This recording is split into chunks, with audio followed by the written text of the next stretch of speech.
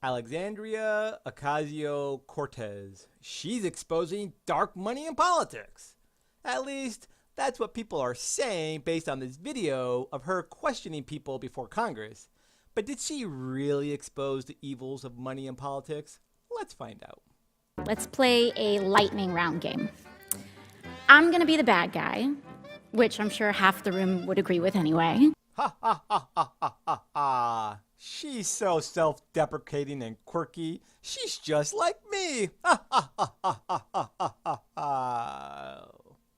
And I want to get away with as much bad things as possible, ideally to enrich myself and advance my interest, even if that means putting my interests ahead of the American people. By the way, I really apologize for this music. I tried to find a raw video of this exchange, but I couldn't. So I had to go with this one that has this oh so enjoyable music on it. I have enlisted all of you as my co-conspirators, so you're going to help me legally get away with all of this. So, Mrs. Hobart Flynn, I want to run.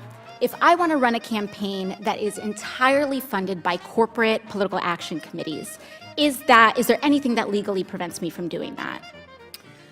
No. Okay, so there's nothing stopping me from being entirely funded by corporate PACs, say from the fossil fuel industry, the healthcare industry, big pharma. I'm entirely 100% lobbyist PAC funded. Did you see what she did there? I'll give her this much. She's pretty tricky and she relies on the gullibility of people not knowing any better and thinking she's there to tell the truth.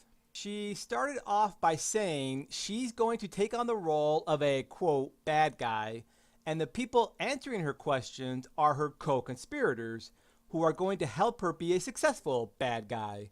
She then asks a question she already knows the answer to, and since she got the answer she wanted, she thinks she therefore proved that the action she spoke about is inherently bad. This is not how you get your point across. At least not if you're being honest with your audience. You ask the questions, get the answers, and let people decide for themselves if the actions are bad or not. This is like me saying, I'm going to prove driving a car is bad. Excuse me, Mr. Random Person, does driving a car cause pollution? Then once they give the obviously correct answer of yes, I then claim victory because I just proved that driving a car is bad.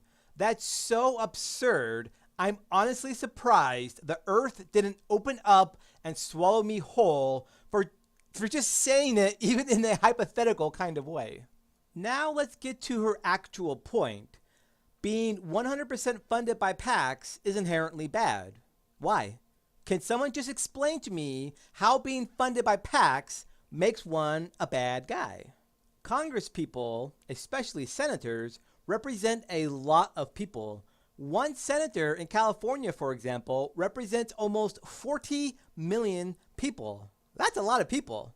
How does a single senator get input from all of those people for how they think the senator should vote in the Senate? It would be nearly impossible to speak to each and every single person to see how they want to move the country forward. You know, if only these people could somehow pool their resources and have just a handful of people speak for the entire group of people, which could potentially have millions of people in said group. Maybe we could call them, I don't know, political action committees or something.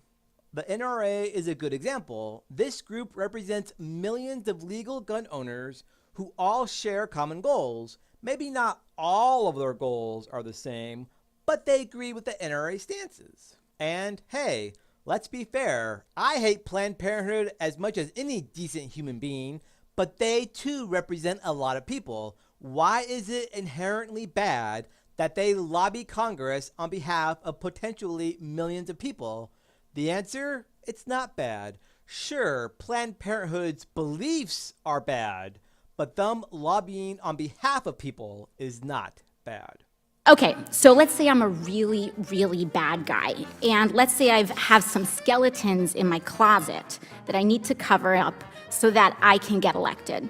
Mr. Smith, is it true that you wrote this article, this opinion piece for the Washington Post entitled, "These payments to women were unseemly, that doesn't mean they were illegal"? Well, I can't see the piece, but I wrote a piece under that headline in the Post, so I assume that's right. Okay, great. So, green light for hush money. I can do all sorts of terrible things. It's totally legal right now for me to pay people off. And that is considered speech.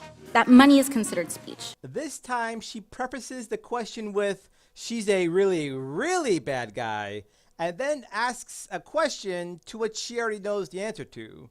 I mean, she didn't even really ask the guy to answer a particular question or give his opinion. She just asked if he wrote an article, but whatever. She refers to this as hush money, and since she already said she's the bad guy doing it, that means the action is again inherently bad.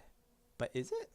What is wrong with someone saying, hey, I know this about you, and I'm going to tell everyone, and then you, wanting to keep your reputation intact, offer to pay this person to keep quiet? The dirt they have on you doesn't even have to be true. They could be threatening to lie about you just to get a payoff. So you offer them money to keep quiet. They agree and keep quiet. What's the harm here? It is a mutually beneficial agreement between two people. How is this inherently bad? Can anyone out there just explain to me how this transaction between two private parties is inherently bad? Note, the politician in question can't threaten the person. They can't say, you're going to take this money and keep quiet or else. That's illegal. They can't tell the person to commit perjury. That is again illegal.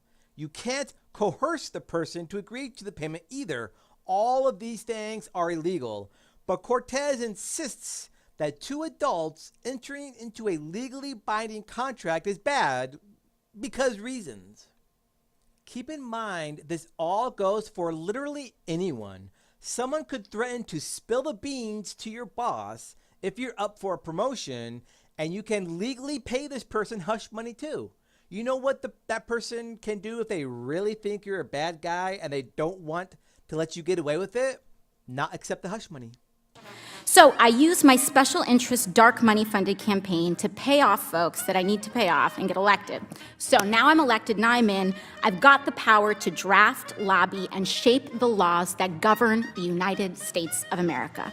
Fabulous. Now, is there any hard limit that I have? Perhaps Mrs. Hobart Flynn, is there any hard limit that I have in terms of what legislation I'm allowed to touch? Are there any limits on the laws that I can write or influence, especially if I'm based on the special interest funds that I accepted to finance my campaign and get me elected in the first place? There's no limits. So there's none. So I can be totally funded by oil and gas. I can be totally funded by Big Pharma, come in, write Big Pharma laws, and there's no limits to that whatsoever. That's right.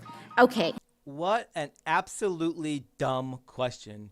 Is there limits to what I can vote on as a sitting member of Congress?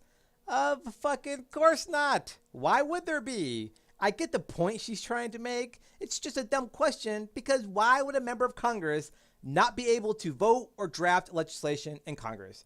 Why would they even be in Congress if they weren't allowed to vote on any bill or draft any bill they wanted? Just more smoke and mirrors. So, awesome.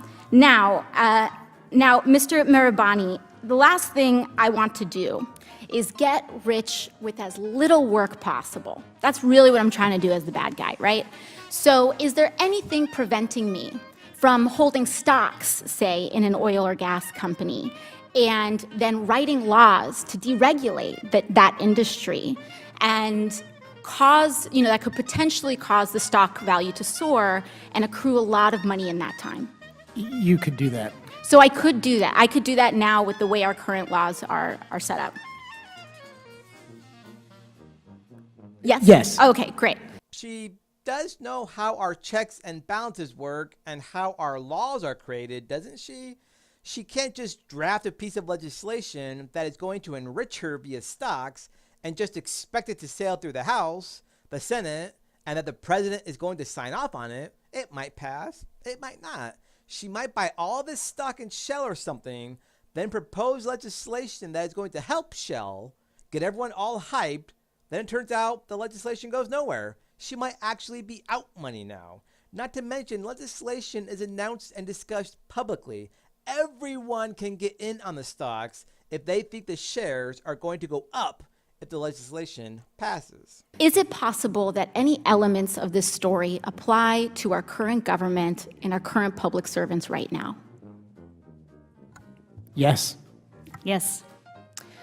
How dumb. Anything is possible. It's possible Cortez is smart, but that seems rather unlikely. Also, why is she asking them that? Why isn't she asking her colleagues this question? So we have a system that is fundamentally broken. We have these influences existing in this body, which means that these influences are here in this committee shaping the questions that are being asked of you all right now. You haven't established any of that. You asked some people yes or no questions, which you already knew the answers to, and since you prefaced it all by saying only a bad person would do these things, you now think you have somehow proved the system is broken. She reminds me of someone who grew up receiving participation trophies just for showing up, whose parents always told her that her ideas are genius. Oh, yes, honey, you're right. We could solve world hunger if everyone just learned to survive off of eating one potato a day. You should run for Congress and save the world. A lot of people grow up like that, but you know what? Most of those people eventually grow up and realize their parents were just being nice and encouraging. But not Cortez. She grew up thinking her ideas from when she was in second grade are brilliant, and she's now here to save people from themselves. Right, so one last thing, Mr. Schaub.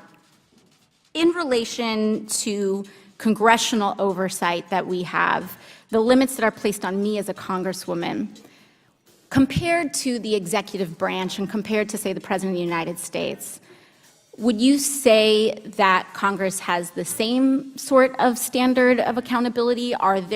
Is there more teeth in that regulation in Congress on the president, or would you say it's about even, or more so on the federal?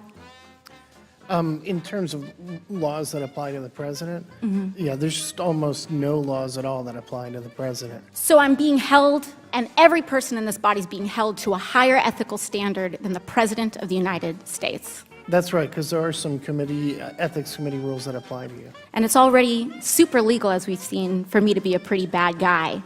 So it's even easier for the President of the United States to be one, I would assume. That's right. Of course! This whole dog and pony show is just to somehow tie it all together to Trump, isn't it? I can almost feel my IQ dropping just being subjected to this torture. Also, bull fucking shit. The president doesn't have any oversight. What the hell do you think the job of Congress and the judicial branch is for? Congress can challenge the president in many ways. Congress controls the purse strings. Congress proposes laws, and it's up to the president to enforce those laws. And if he doesn't, Congress can get the judicial branch involved and make him comply. And if worse comes to worse, the president is completely unethical and immoral, Congress can impeach him and remove him from office. The president can't get rid of a corrupt judge. Congress does that. You know who oversees Congress? Congress! Can you imagine if the only person who could impeach the president is the president himself? Yeah, that's how absurd this is. Yet Cortez and that moron she asked pretended as if the president has less oversight than Congress. Absolutely ludicrous.